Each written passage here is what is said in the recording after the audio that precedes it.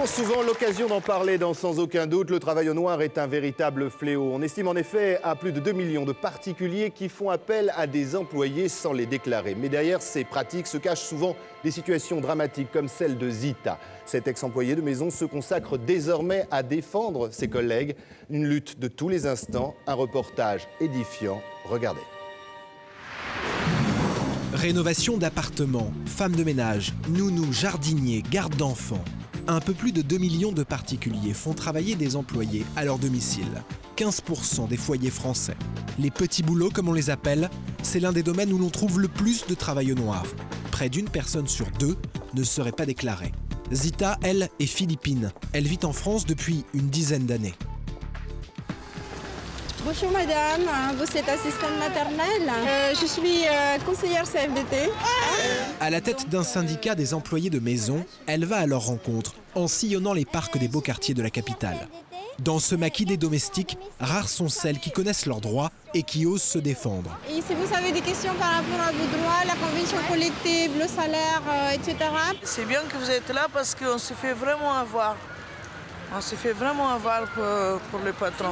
Je vous souhaite la bienvenue parce que ce secteur avait quand même besoin d'un syndicat. Justement. Nous avons été beaucoup victimes d'injustice. Je travaille sur une personne qui m'a jamais payé.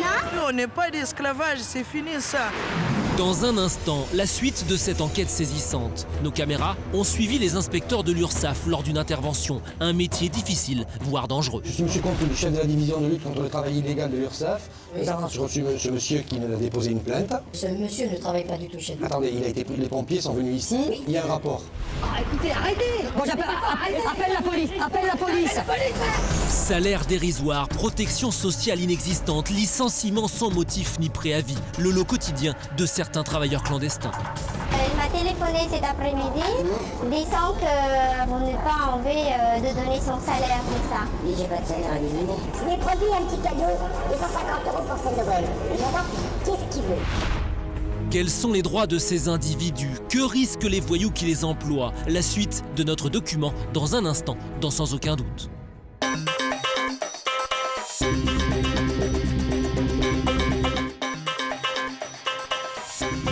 En France, on dénombre 2 millions de travailleurs irréguliers, corvéables à merci et parfois non rémunérés. Il y a un instant, nous recueillons le témoignage de Zita, une employée de maison autrefois non déclarée. Aujourd'hui, sa situation est en règle, elle s'associe au combat de ceux qui n'ont pas sa chance. Bonjour madame, vous êtes assistante maternelle. Je suis conseillère CFDT. À la tête d'un syndicat des employés de maison, elle va à leur rencontre en sillonnant les parcs des beaux quartiers de la capitale. Dans ce maquis des domestiques, rares sont celles qui connaissent leurs droits et qui osent se défendre. Et si vous avez des questions par rapport à vos droits, la convention collective, le salaire, etc. C'est bien que vous êtes là parce qu'on se fait vraiment avoir. On se fait vraiment avoir pour le patron. Je vous souhaite la bienvenue parce que ce secteur avait quand même besoin d'un syndicat. Justement. Nous avons été beaucoup victimes d'injustice. Je travaille sur une personne qui m'a jamais payé. Nous, on n'est pas d'esclavage, c'est fini ça. Exploitation, employés sans papier et travail au noir, Zita sait de quoi elle parle.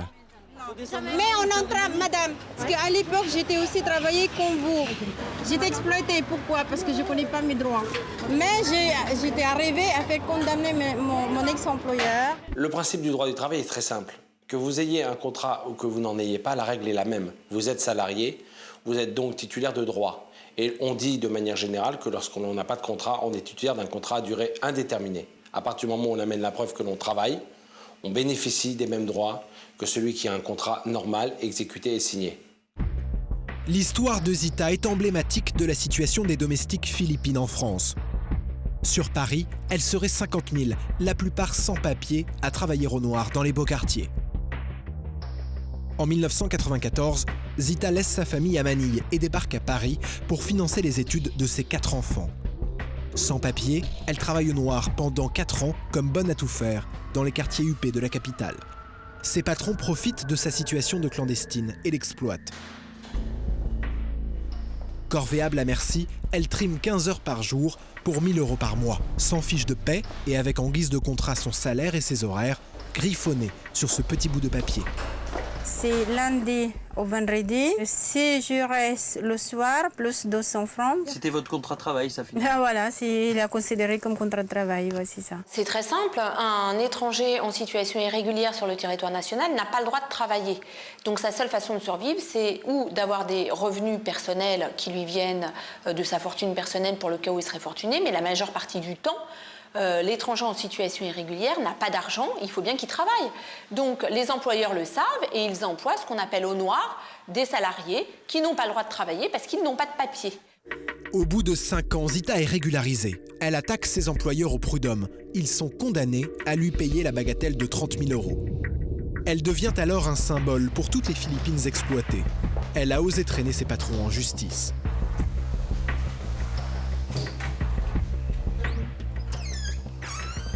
Aujourd'hui, elle vit dans cette chambre de bonne de 10 mètres carrés sous les toits de Paris. Dans son dossier, elle a gardé un document dont elle est fière, une lettre d'encouragement de Bernadette Chirac, à qui elle s'était adressée en désespoir de cause. Alors, je suis contente parce qu'une bonne comme moi, une bonne à tout faire, écrit une lettre à Madame le Président. J'habite dans le 6e étage, en fait, à l'époque, sans ascenseur. Et quand je voyais ça devant ma porte, j'ai sauté, j'ai dit « Ah, la présidence !» Elle m'a répondu. Donc, Depuis, Zita est permanente à la CFDT. Elle se consacre à la défense des Philippines et des autres employés de maison payés au noir. Chaque samedi, elle reçoit une dizaine de domestiques au siège du syndicat. Pascaline est camerounaise. Sans papier, elle travaille comme femme de ménage depuis 3 ans. Elle est nourrie, logée et reçoit en guise de salaire quelques pourboires payés au noir. Sans contrat ni fiche de paie, elle vient d'être mise à la porte du jour au lendemain. Zita dispose donc d'un dossier solide et de plusieurs témoignages. Elle décide d'appeler sa patronne. Qu'est-ce que Pascaline me reproche? Qu'est-ce qu'elle vous a dit? Déjà, pour commencer, Pascaline n'est pas mon employé. Tout ce que Pascaline vous raconte est faux. Si c'est faux, vous pouvez envoyer un courrier, d'accord, pour répondre. Donc vous dites que je n'ai pas d'arrangement la même affaire. Ah non, excusez-moi madame, si vous ne voulez pas un arrangement amiable, vous trouverez Pascaline au prud'homme, réellement. Je n'ai jamais travaillé chez moi. Bon, d'accord. D'accord. Pour commencer, est-ce que j'ai une maison? Bon, d'accord. Madame, je vous souhaite très bonne journée. À voir. Le chez moi, c'est où est-ce que... Non, je m'énerve. Un employeur prend à son domicile une femme de ménage, une employée de maison ou une garde d'enfants et ne déclare pas aux organismes sociaux, c'est-à-dire à l'URSSAF, l'employé qu'il a chez lui. Il ne va pas délivrer de fiche de salaire, l'employé ne va pas être protégé par la protection sociale collective et ne bénéficiera pas non plus des garanties de perte d'emploi, c'est-à-dire de l'assurance chômage. Merci, bon courage. Des cas semblables, Zita envoie défiler des dizaines chaque semaine dans son bureau. Parfois, c'est sur le terrain qu'elle conduit la bataille. Cette nuit-là, elle est appelée d'urgence à l'hôpital Bichat. Cet employé de maison philippin a eu un accident de travail chez ses employeurs. Qu'est-ce qui se passe là, Zita? Il est tombé dans un escabeau. En fait, il était en train de faire une peinture à la maison de son patron. Et malheureusement, il est tombé, il a eu un accident. En plus, l'employeur a proposé d'aller dans un clinique privé pour éviter déjà. Pourquoi faire? Parce que comme il travaille au noir, c'est pour ça. Si ses patrons n'ont pas souhaité que les pompiers interviennent, c'est parce qu'ils savent qu'ils risquent gros. Michael n'est pas déclaré, il n'a pas de papier. Après 6 heures passées aux urgences, il ressort avec une entorse et un arrêt de travail de 10 jours. Il est recueilli pour la nuit chez un ami et il nous raconte la panique de ses patrons quand les pompiers l'ont transporté à l'hôpital.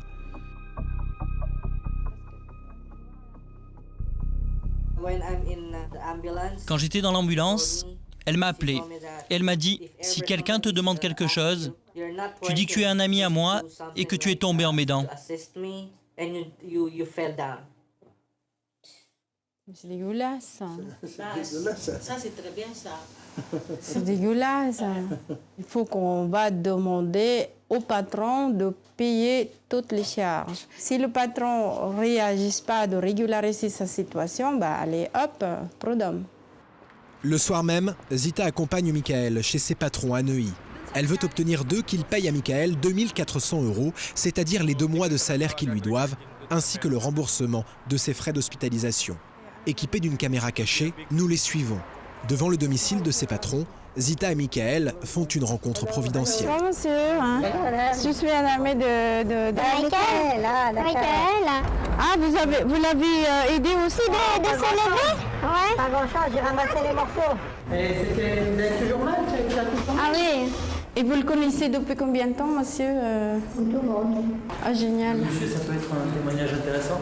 Ouais, expliquez-vous. Ah, génial, parce que en fait, c'est rare que les personnes comme ça qui disent oui, je le connais, c'est rare. Hein. Même les gardiens d'immeuble. Ça prouve qu'ils travaillent ici. Ouais, ça prouvé, oui. En plus, je suis contente d'entendre. Un salarié qui désire poursuivre un employeur qui ne le déclare pas déjà, alors qu'il est en situation irrégulière, c'est toujours difficile. Néanmoins, il peut constituer des preuves à l'appui de ses demandes. Les preuves, c'est les témoignages, c'est les voisinages, les commerçants qu'il aura vus, par exemple pour une nounou qui emmène tous les matins un enfant à l'école, le fait qu'elle sera allée tous les matins à l'école, le fait que la personne sera allée à la boulangerie le matin régulièrement pour chercher les croissants, le fait que la personne aura fait des courses pour le compte de son employeur. Ça, il s'agit plutôt des personnes à domicile, bien évidemment. Mais vous voyez que là, la preuve est libre. Le Conseil des prud'hommes reçoit tout type de preuves et reconstitue la réalité. Avant même d'arriver à leur domicile, ils croisent dans l'escalier le patron. Il les invite aussitôt à les suivre dans la rue. I'm friend of Michael.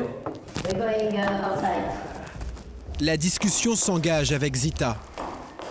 Alors, Qu'est-ce qui se passe en fait? Apparemment, c'est moi qui va poser la question parce qu'il a eu un accident chez vous, apparemment. Vous savez, vous connaissez le problème. Bah oui, ça je sais, mais... Alors, c'est quoi le problème? Alors, expliquez-moi. J'ai mon avocat là qui va arriver maintenant. Pourquoi vous l'avez appelé tout de suite, votre avocat? Alors, si vous pensez que le problème, c'est pas grave. Hein. Non, mais je vois pas où... Parce que j'ai voulu l'amener à l'hôpital d'un ami à moi, à l'hôpital, pour le soigner. Il risquait d'avoir des ennuis aussi. L'épouse de l'employeur les rejoint au café du coin. Quel est l'objet de votre visite? Non, en fait, l'objet de votre visite ici, je vais juste accompagner parce qu'elle m'a téléphoné cet après-midi, disant que vous n'êtes pas envie de donner son salaire, c'est ça? Mais j'ai pas de salaire à lui donner. Mais il faisait quoi pour vous?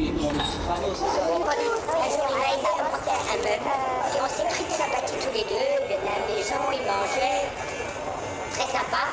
De temps en temps, je montais un truc. J'étais un peu en galère pour faire la chambre de mon fils. Il m'a donné un coup de main, point barre. Ça s'est arrêté là. Il m'a donné des habits pour les gosses. C'est mis un code. Mais là, quand il est tombé, il faisait quoi quand il est tombé? Il faisait rien, il était chez moi et il est tombé en peignant une moulure. Il a besoin de quoi? Il a besoin que je l'aide. Je lui ai promis un petit cadeau de 150 € pour sa Noël. Non mais attends, je vais lui donner. Maintenant, qu'est-ce qu'il veut? What do you want? 10 euros? $3 million? What do you want? Just tell me. You mean the salary? Which salaries? What do you speak about? Which salary? It's like this, madam. I know we've been together for a long time, okay? I just don't know. Didn't I work for you? Didn't I? It's an exchange. C'est un sac d'embrouille, ces gens-là. Elle s'occupe des gens, des Philippins dedans. Mais oui, c'est son métier.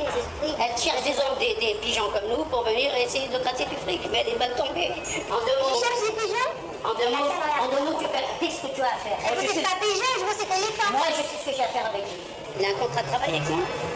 Il a quelque chose, il n'a même pas de ses papiers ici. Tu crois que je vais avoir peur d'un mec qui me parle de porte chez moi? Ça va, dis-moi, il m'a pas repeint un immeuble. Tu vois ce que je veux dire? J'avais pas une entreprise chez moi. D'accord, ok, il m'a peint de porte noire. Et alors? Où est le problème, merde? D'ailleurs, il va prendre un avion, il va rentrer aux Philippines. Vous l'avez accepté à travailler? Mais moi, madame, je ne connais pas. Madame, je vais le mettre dans un avion, il va rentrer aux Philippines. Ah, c'est très bien, monsieur, je vais le suivre. Comment vous allez le mettre dans un avion? Ça, c'est mon problème. Elle a des relations, elle est à CFDT. Moi, j'ai mes relations aussi. Et j'ai pignon sur eux. Ah oui, oui. Elle a dit que c'est les RH tout prud'homme. Ah, il y a prud'homme. Moi, j'ai pas de contrat d'engagement. Oui, mais il y a des gens qui vont au prud'homme et qui n'ont pas de contrat. Hein, c'est pas la Eh ben, on ira au prud'homme.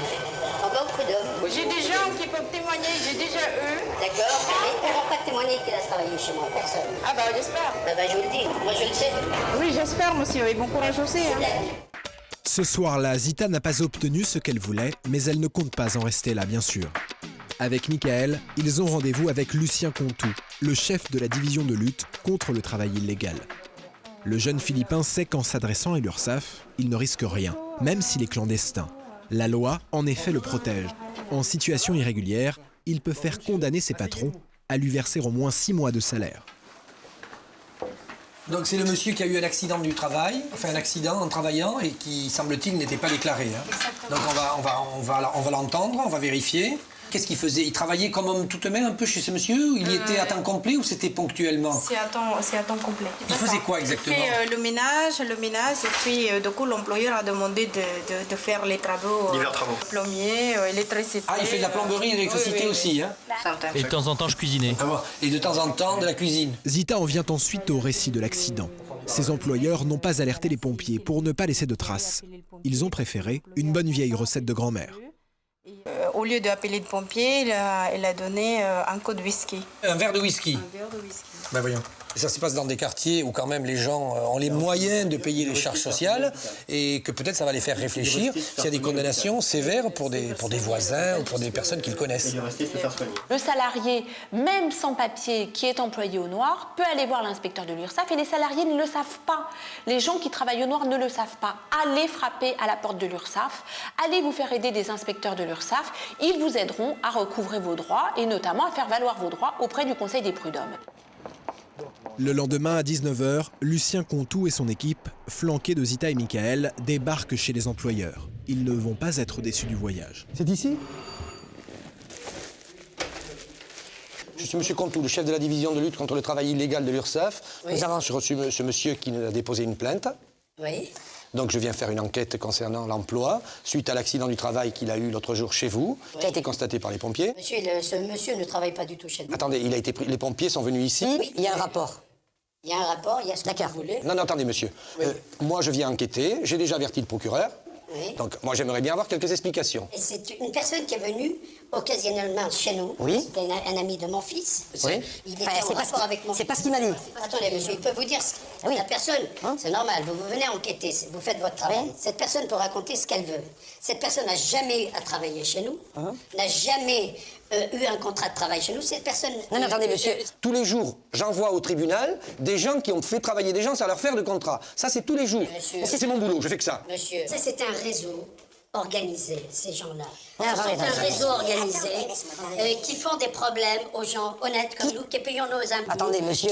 Attendez, moi je connais le réseau organisé. C'est surtout le réseau d'emploi. Attendez, monsieur. Je connais surtout le réseau d'emploi des Philippins où l'on déclaré. Vous le savez très bien. Et le procureur est à cran là-dessus. Excusez-moi, monsieur, pardonnez-moi, monsieur. Vous êtes un homme honnête, vous êtes assermenté et vous travaillez à l'URSSAF. Est-ce qu'on peut considérer, monsieur, que ce monsieur qui, en effet, a repeint 2-3 portiers moins pour pas mentir? D'accord. Il cuisinait. Oh, voilà, on sait pas cuisiner. Il mangeait, il mangeait ma bouffe. Voilà. Ce monsieur n'a pas travaillé chez moi. Il m'a donné un petit coup de main.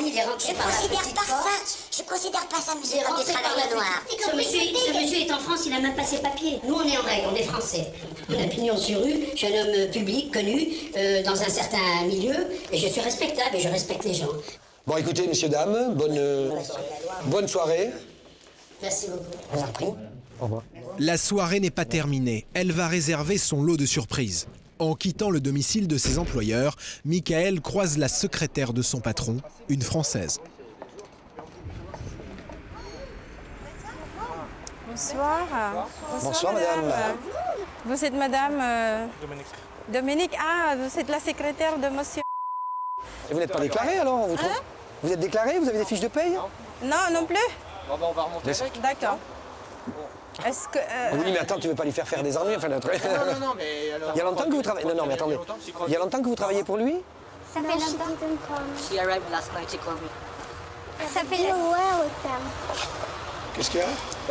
J'ai votre dossier pour Hong Kong. Voilà. Oui, votre secrétaire? Votre secrétaire? C'est votre secrétaire?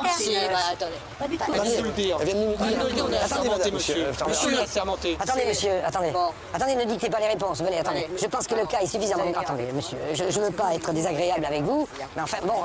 Oui. Non, mais... Attendez. Laissez-la parler, laissez-la parler. Laissez-la parler. Mais en plus, bon, n'essayez pas d'influencer, on est assermenté. N'essayez pas d'influencer la personne qu'on a... Bon, on tombe sur elle par hasard. Elle n'a pas de chance aujourd'hui. Elle dit qu'elle est votre secrétaire, elle vous amène... C'est une dame qui est une amie et qui nous aide. Elle est en... Non, mais vous n'avez que des amis. Attendez, monsieur, attendez.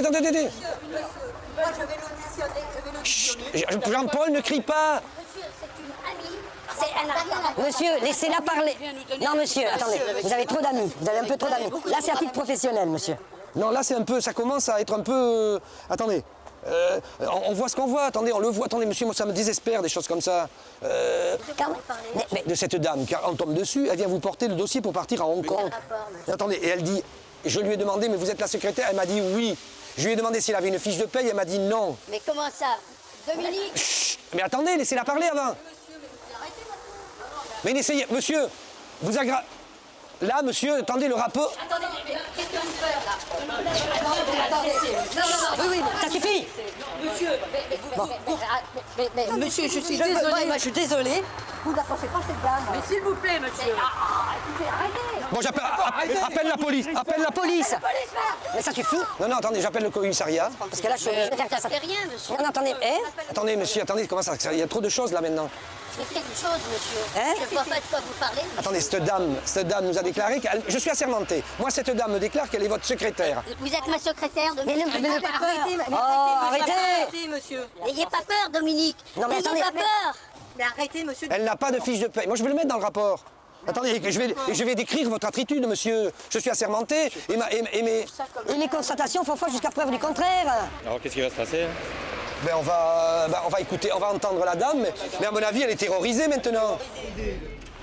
C'est toujours difficile parce qu'on va se retrouver face à un employeur, comme c'est le cas là, qui va mentir, qui va dire qu'il salarie personne, que c'est un copain. Mais c'est drôle, comme il y a beaucoup d'employeurs qui ont plein de copains, et pour garder leurs enfants, et pour faire le ménage, et pour faire la nourriture, pour faire les repas, pardon, et pour faire les menus travaux, je dirais, qui sont souvent des travaux dangereux, parce que, comme on l'a vu dans le reportage, repeindre des moulures, c'est extrêmement dangereux. Et la preuve, la pauvre personne est tombée et s'est grièvement blessée.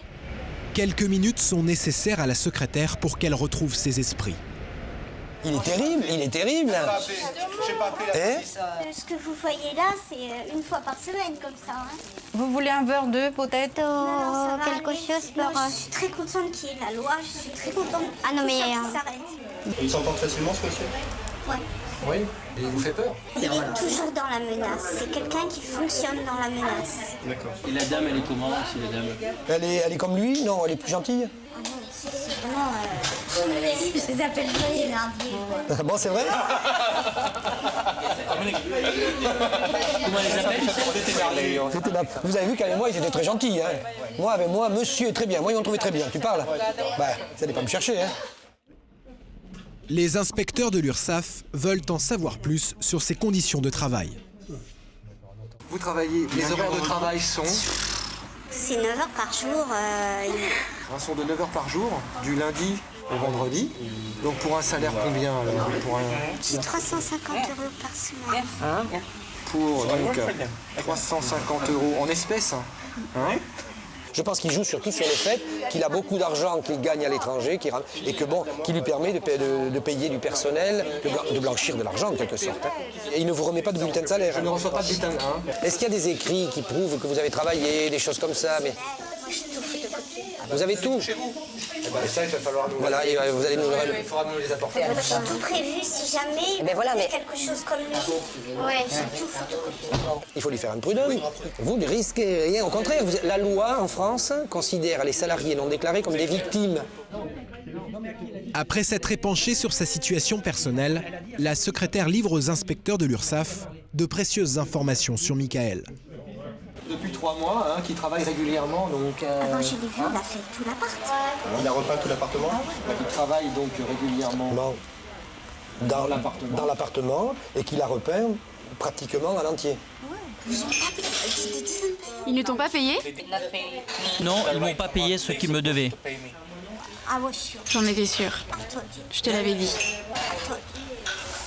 Ça vous inspire quoi, ça, Lucien? Un monsieur qui a beaucoup d'argent, qui gagne beaucoup d'argent et qui pourrait au moins déclarer son personnel. Mais enfin, bon, c'est un minimum. Enfin, pour moi, je trouve ça sordide.